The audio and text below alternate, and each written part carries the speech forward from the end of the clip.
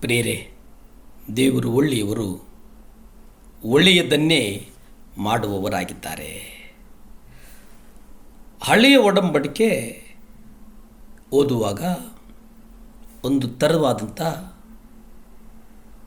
ಒಂದು ಸಮಾಧಾನ ನಮ್ಮೊಳಗಡೆ ನೆಲೆಗೊಳ್ಳುವುದಾದರೆ, ಹೊಸ ಒಡಂಬಡಿಕೆಯನ್ನು ಅಧ್ಯಯನ ಮಾಡುವಾಗ ನಮ್ಮ ಮನಸ್ಸಿಗೆ ಬರೋದೇನಪ್ಪ ಅಂತಂದರೆ, ಇದು ಬಹಳ ಉನ್ನತವಾದದ್ದು, ನಮ್ಮ ಬದುಕಿಗೆ ಬೇಕಾದಂಥದ್ದು ಎಂಬುದಾಗಿ ನಾವು ನೋಡುತ್ತೇವೆ.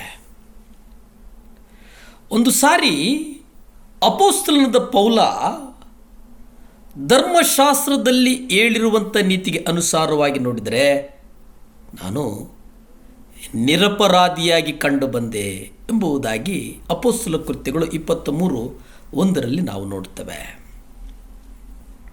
ಇಲ್ಲಿ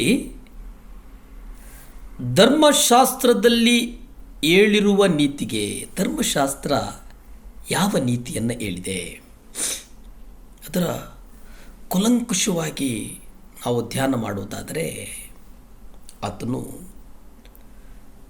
ಮಹಾಯಾಜಕನ ಎದುರು ಸಾಕ್ಷಿಯನ್ನು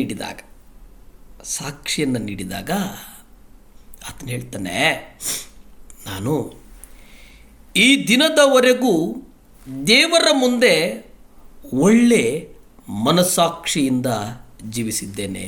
ನೋಡಿ ಪ್ರಿಯರೇ, ಇಲ್ಲಿ ಮುಖ್ಯವಾಗಿ ನಾವು ನೆನೆಸುವುದೇನಪ್ಪ ಅಂತಂದರೆ, ಪೌಲ ಎಷ್ಟು ಸ್ಪಷ್ಟವಾಗಿ ಹೇಳ್ತಾನಂತಂದರೆ, ನಾನು ಈ ದಿನದವರೆಗೂ, ಈ ಕ್ಷಣದವರೆಗೂ ನಾನು ಒಂದು ಒಳ್ಳೆ ಮನಸ್ಸಾಕ್ಷಿಯಿಂದ ಜೀವಿಸಿದ್ದೇನೆ.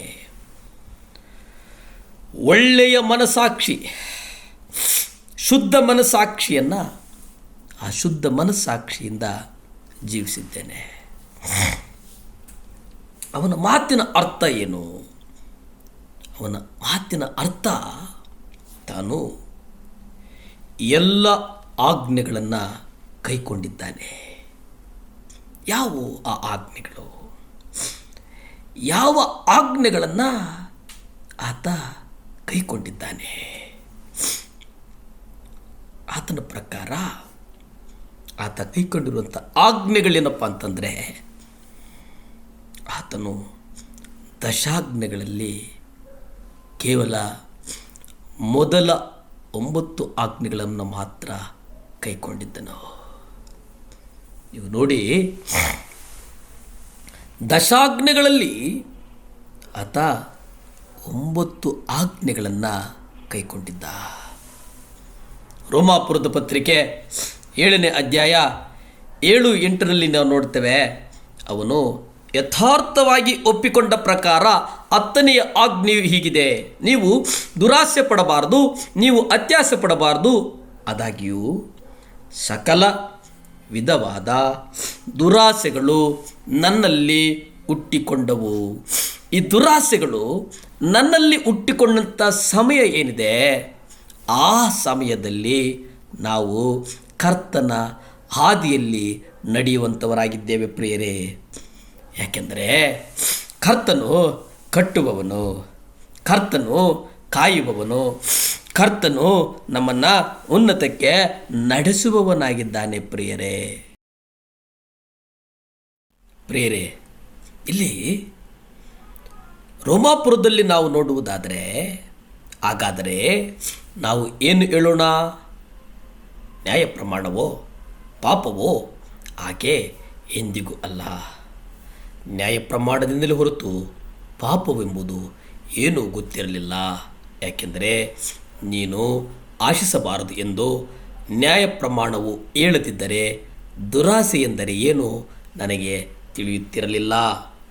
ಹಾಗಾಗಿ ಮೊದಲನೇದಾಗಿ ನಾವು ಆ ದುರಾಸೆಯನ್ನು ನಾವು ಪಡಬಾರದು, ಅತಿ ಆಸೆಯನ್ನು ಪಡಬಾರದು. ಪ್ರಾರ್ಥಿಸಿಕೊಳ್ಳೋಣ. ಭೂಮಿ ಆಕಾಶಗಳನ್ನು ಉಂಟು ಮಾಡಿದಂಥ ಸರ್ವಶಕ್ತನಾದಂಥ ದೇವರ ಸ್ತೋತ್ರಪ್ಪ.